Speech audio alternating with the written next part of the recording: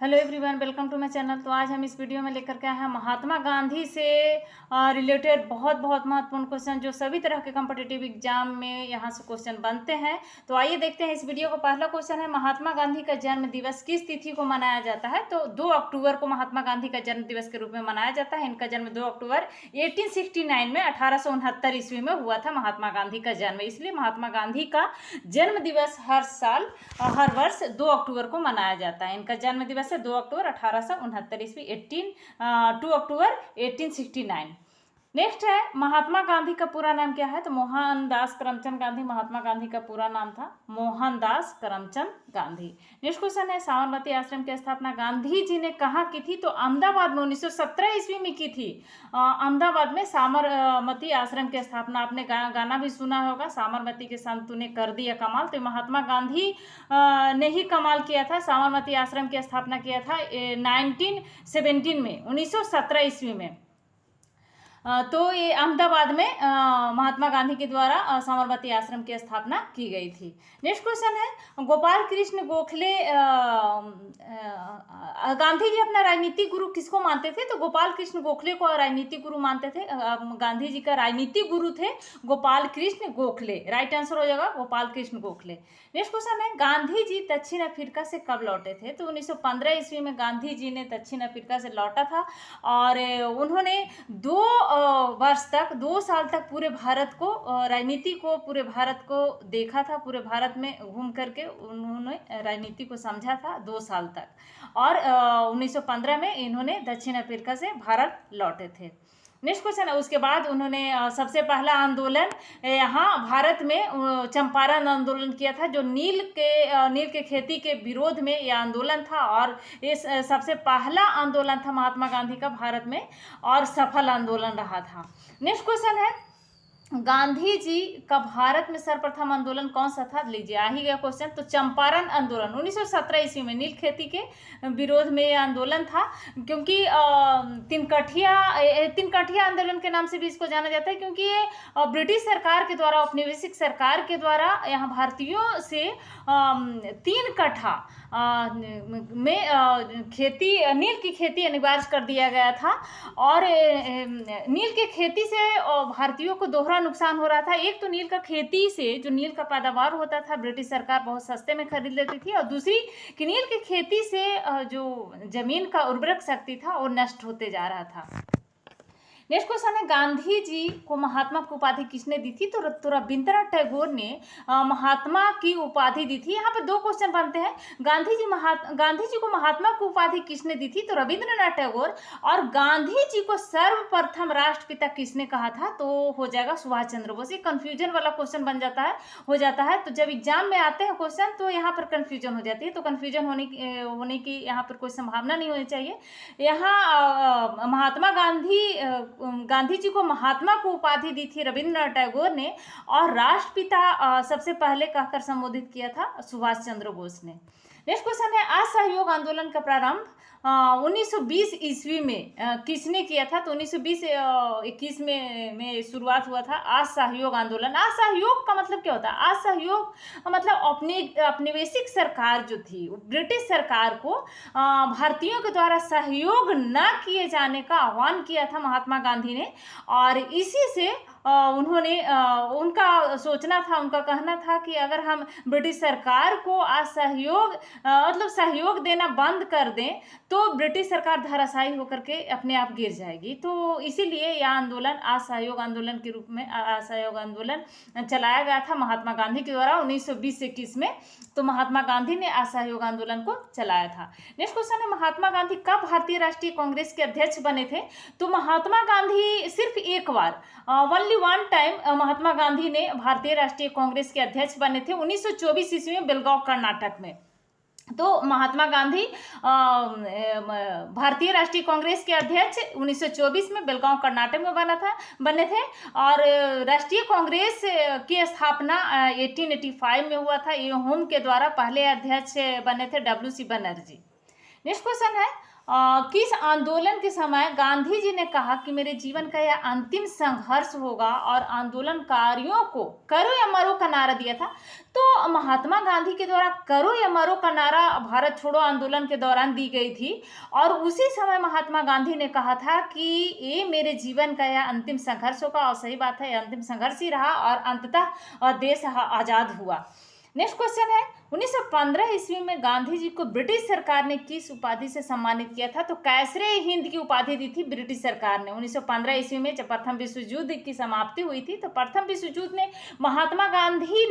प्रथम विश्व युद्ध के दौरान महात्मा गांधी ने ब्रिटिश सरकार को बहुत साथ दिया था, इसीलिए ब्रिटिश सरकार ने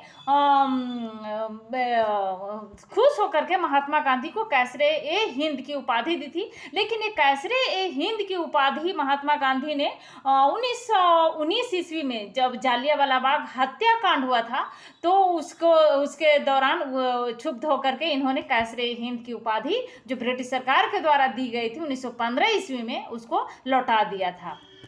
नेक्स्ट क्वेश्चन है गांधी जी का दांडी मार्च किस आंदोलन से संबंधित था? तो गांधी जी का दांडी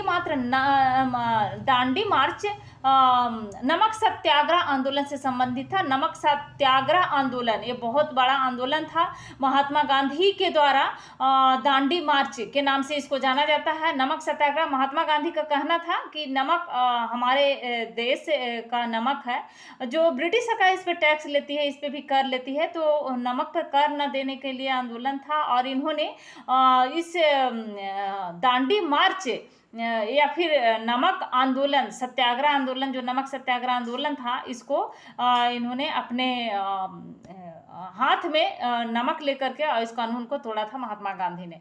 नेक्स्ट क्वेश्चन है महात्मा गांधी को अर्धनग्न फकीर किसने कहा था? तो चर्चिल ने कहा था महात्मा गांधी को अर्धनग्न फकीर। अर्धनग्न फकीर चर्चिल ने कहा था गोलमेज सम्मेलन के दौरान। गोलमेज सम्मेलन जब लंदन में हो रही थी, 3 गोलमेज सम्मेलन हुआ था, आपको पता ही होगा, 32 में।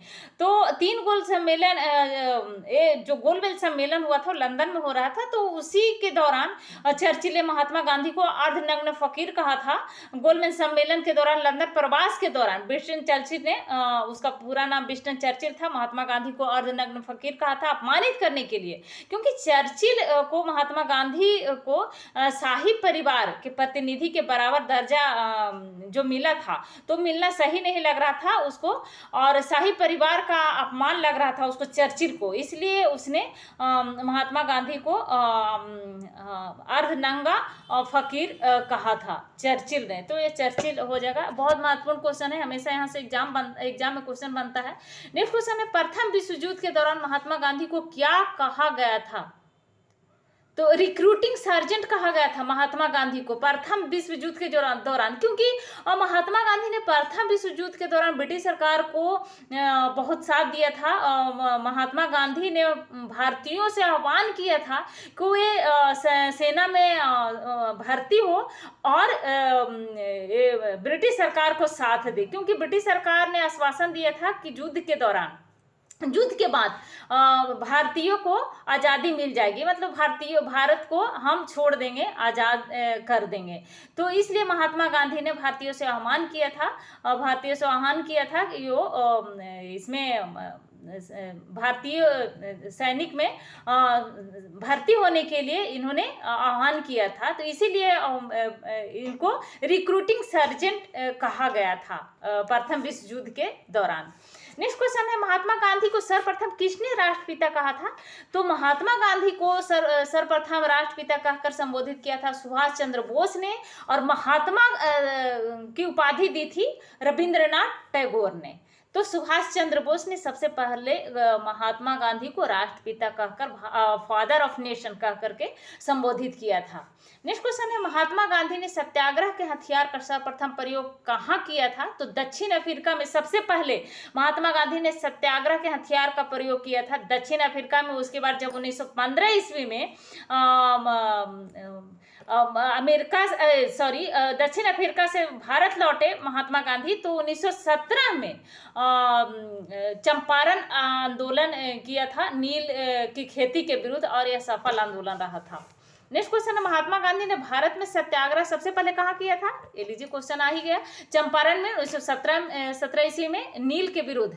नेक्स्ट क्वेश्चन है, महात्मा गांधी जी के सत्याग्रह का प्रमुख अस्त्र क्या था? तो अहिंसा था।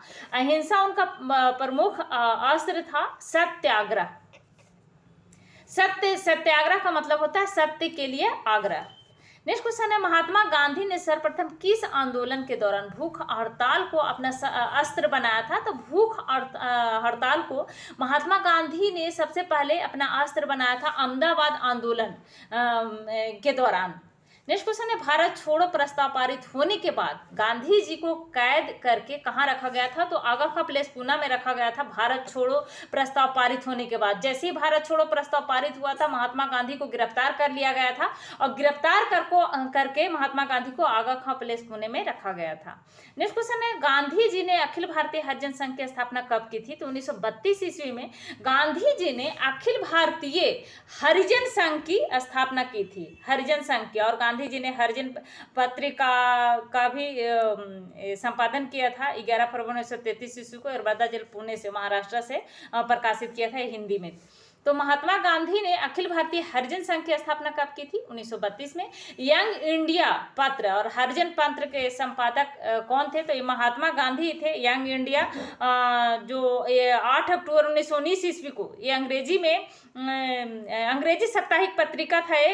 यंग इंडिया महात्मा गांधी के द्वारा इसको संपादन किया गया था। तो महात्मा गांधी थे यंग इंडिया और हरिजन पत्र का। तो हरिजन पत्र का 11 फरवरी 1933 ईस्वी को, और यरबदा पुणे महाराष्ट्र से प्रकाशित किया गया था हिंदी में। और यंग इंडिया 8 अक्टूबर 1919 ईस्वी को अंग्रेजी में साप्ताहिक पत्रिका था।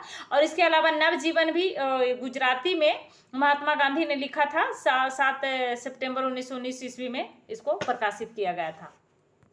नेक्स्ट क्वेश्चन है, हिंदू स्वराज व माई एक्सपेरिमेंट विथ ट्रूथ पुस्तक के लेखक कौन थे? तो महात्मा गांधी थे। Hindu Swaraj my experiment with truth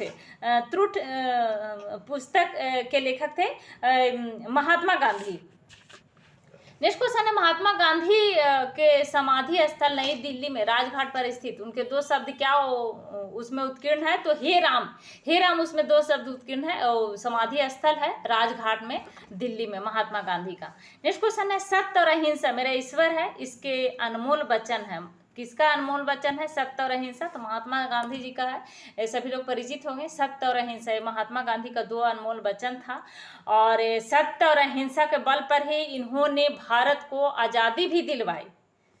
तो ये थे आज के हमारे महात्मा गांधी से रिलेटेड बहुत बहुत महत्वपूर्ण क्वेश्चन इस वीडियो का। तो अगर अभी तक आपने इस चैनल को सब्सक्राइब नहीं किया है तो प्लीज़ इस चैनल को सब्सक्राइब करें, साथ में लाइक एंड शेयर भी जरूर करें। Thank you.